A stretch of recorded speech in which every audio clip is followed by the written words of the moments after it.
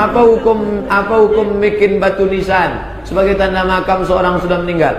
Kalau Abdul Somad nanti mati, maka letakkan pada bagian kepalanya batu, pada bagian kakinya batu, tak usah ditulis. Kelilingnya buat aja batu bata di semen. Keliling batu bata di semen, tak usah pakai keramik. Karena kalau pakai keramik mubazir, bagus keramiknya untuk masjid.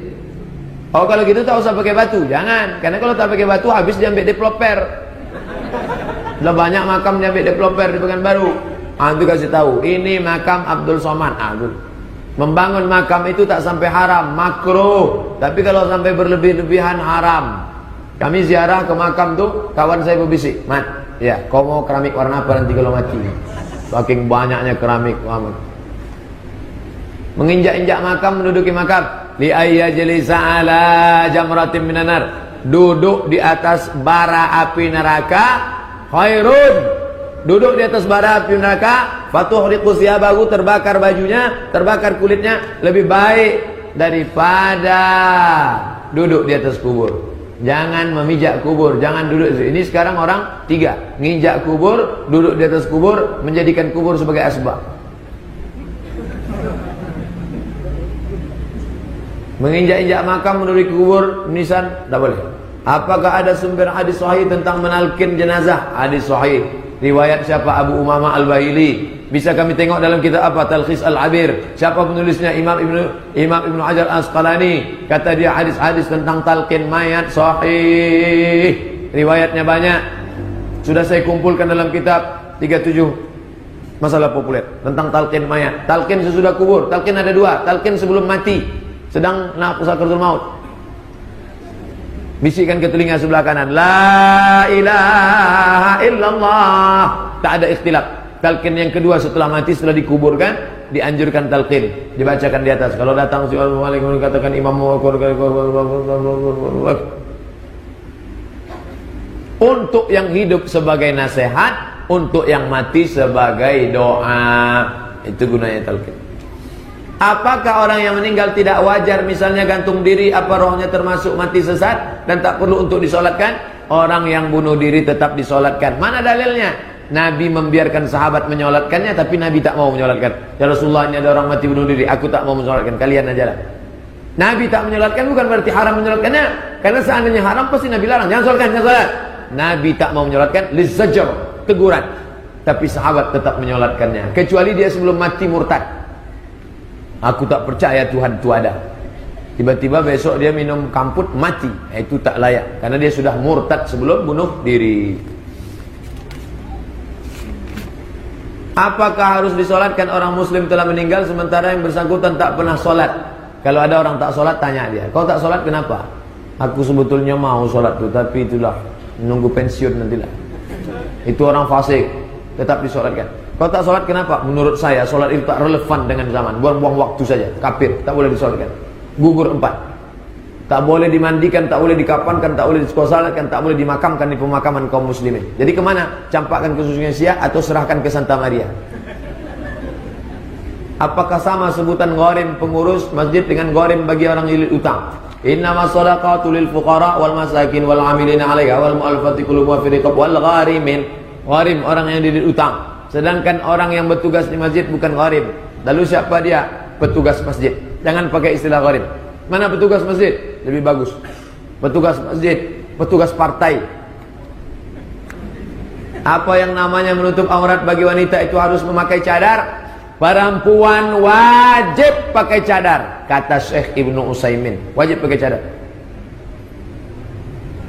Kata Syekh Albani, perempuan tak wajib pakai cadar karena wajah tak aurat. Tengok, Syekh Albani mengatakan tak wajib pakai cadar. Syekh Ibnu Utsaimin katakan wajib pakai cadar. Ustaz condong kemana? Saya jalan pertengahan.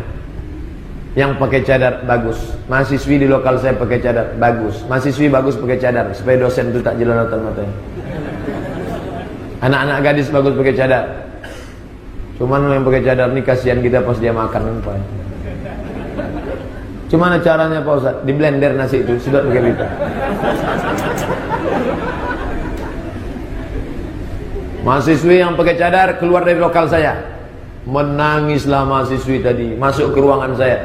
Waktu itu saya punya jabatan sekretaris LPM, Lembaga Penjaminan Mutu. Saya mengundurkan diri karena sejak saya di situ mutu tak naik-naik, saya keluar. Kamu kenapa? Dosen saya melarang saya masuk, Pak, karena saya harus buka cadar. Saya tak mau buka cadar. Saya merekom kamu menghadap ke rektor. Rekom lembaga penjamin mutu, kamu boleh menghadap rektor bahwa ini dilarang. Rektor memenangkan dia. Dia boleh pakai cadar. Mahasiswa harus, dosen harus mengizinkan pakai cadar. Bagus. Kenapa orang pakai cadar dilarang? Pakai cadar dibisik-bisik. Tengok tuh teroris. Yang celana sempit didiamkan. Dia pakai cadar bagus. Cuma saja Bapak Ibu kalau ada anaknya bercadar, bawa kawan periksa. Mana tahu bercadar berkumis. Karena kejahatan terjadi karena ada kesempatan. Waspadalah. Apakah termasuk syirik apabila ingin mulai usaha kegiatan dengan cara berdoa sambil menyebarkan air garam? Menyebarkan air garam untuk mengusir hantu dalam sebagian riwayat. Karena katanya takut dengan hantu, sebarkan air garam. Boleh. Menyebarkan minyak wangi untuk memanggil malaikat. Makanya dalam majelis zikir, majelis salawat dihidupkan ud. Wah, itu majelis Habib saya kemarin manggil hantu. Bukan. Di Makkah itu ud, harum-haruman. Karena malaikat suka harum-haruman. Innal malaikata tata'azza.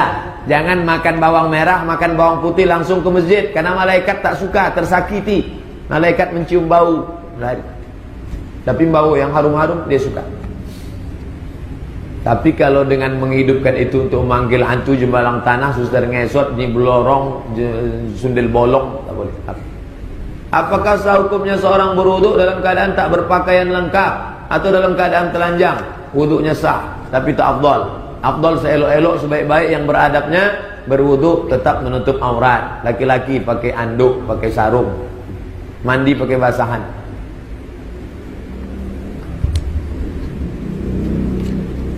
Makin ke ujung makin tebal.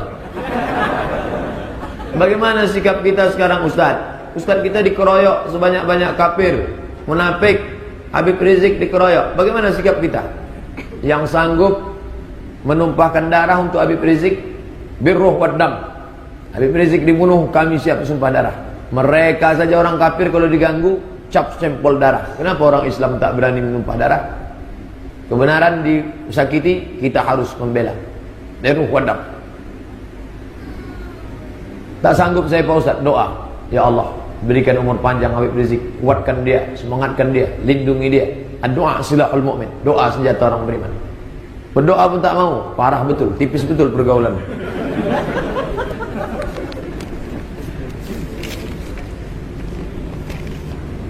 Pak Ustaz, apa maksud surat Al-Isra? Mukjizat Nabi Musa ada 9. Mukjizat Nabi Musa alaihissalam kalau dihitung detil.